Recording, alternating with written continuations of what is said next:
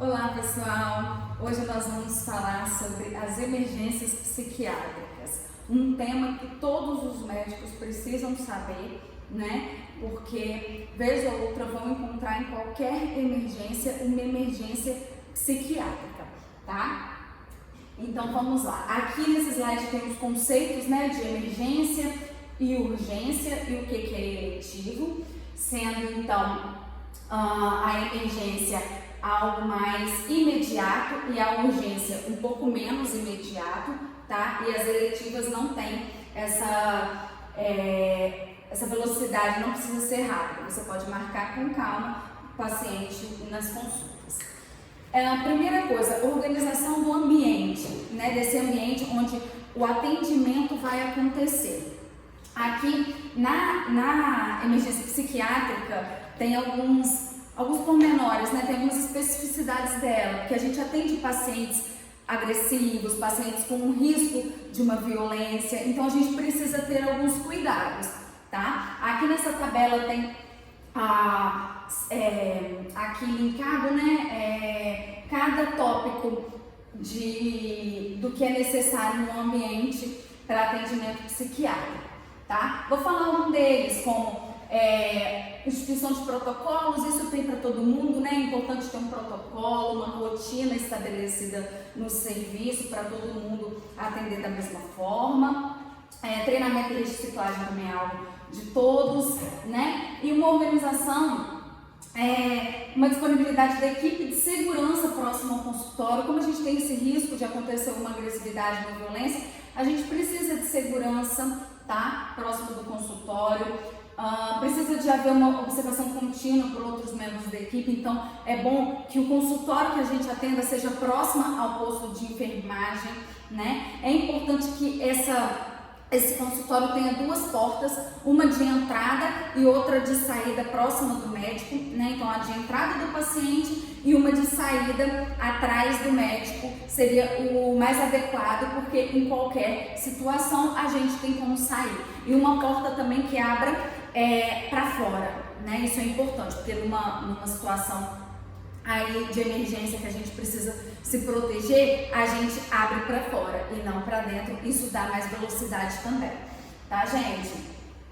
A porta do consultório mantida aberta. Muitas vezes isso não é possível por conta da privacidade, do silêncio, né? Muitas vezes tem paciente agitado que está internado em observação e aí isso impossibilita que a gente mantenha a porta aberta, mas é importante ter esses detalhes da segurança.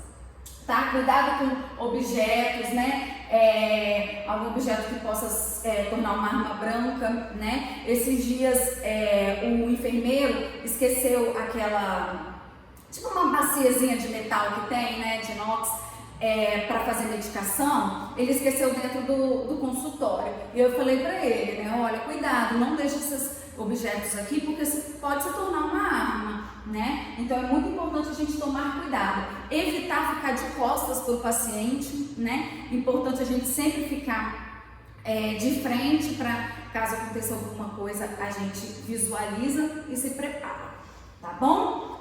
E aqui tem outros pontos que vocês vão ler. Então, quais são os nossos objetivos na emergência? Na emergência, muitas vezes a gente não tem um objetivo de um diagnóstico etiológico. Nosso objetivo é fazer uma hipótese diagnóstica, uma causa provável, muitas vezes sindrômica, né? A gente faz uma hipótese sindrômica daquilo que o paciente está apresentando. Então, aquele conjunto de sinais e sintomas.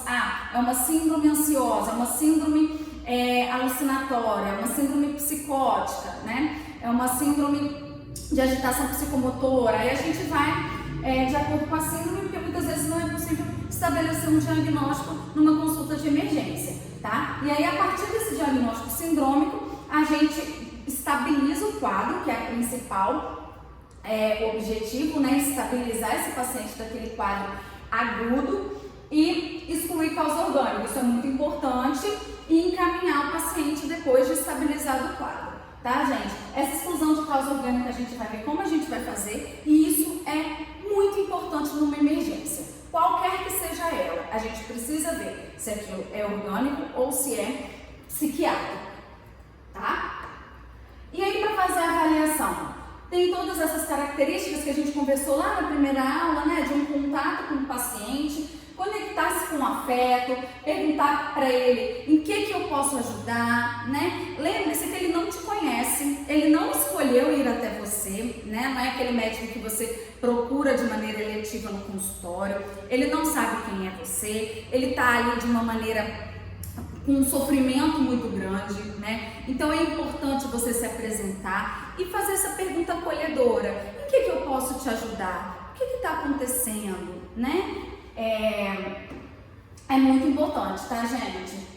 Estabelecer os objetivos da avaliação, né? Os motivos, por que tá ali. Muitas vezes o paciente é prolixo, não fala muito bem o motivo de estar ali, e aí a gente precisa perguntar: mas o que te trouxe aqui hoje, né? Muitas vezes o SAMU leva, tá 1 mês com alteração do comportamento, mas tá 1 mês, o que aconteceu para trazer hoje? E aí muitas vezes eles falam, porque hoje ele ficou agressivo, hoje ele agrediu a mãe, hoje ele tentou suicídio, né? Então é importante a gente saber o que traz o paciente ali naquele momento, tá bem? Conhecer o contexto em que o paciente está.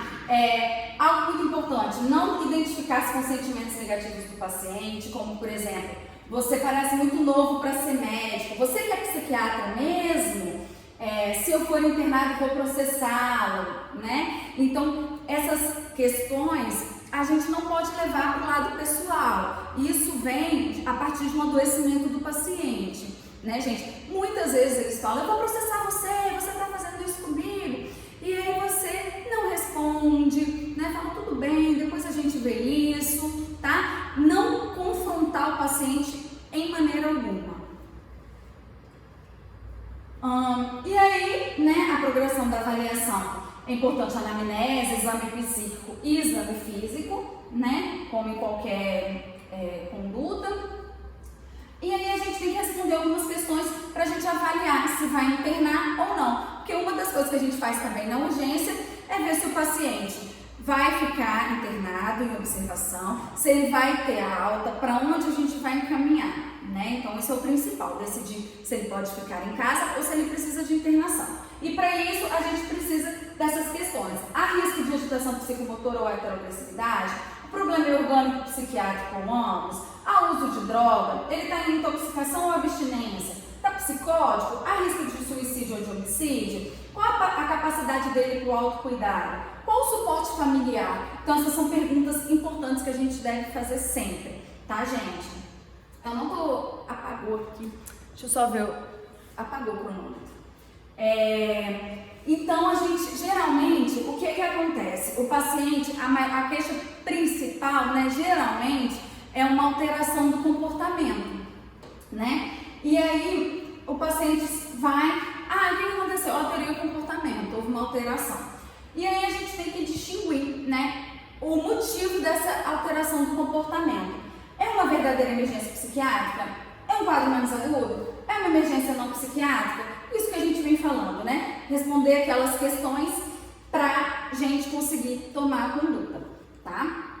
E aí, como que a gente vai diferenciar essa alteração do comportamento, se isso é uma condição orgânica ou é uma condição psiquiátrica? A gente vai ver na próxima aula, tá bem?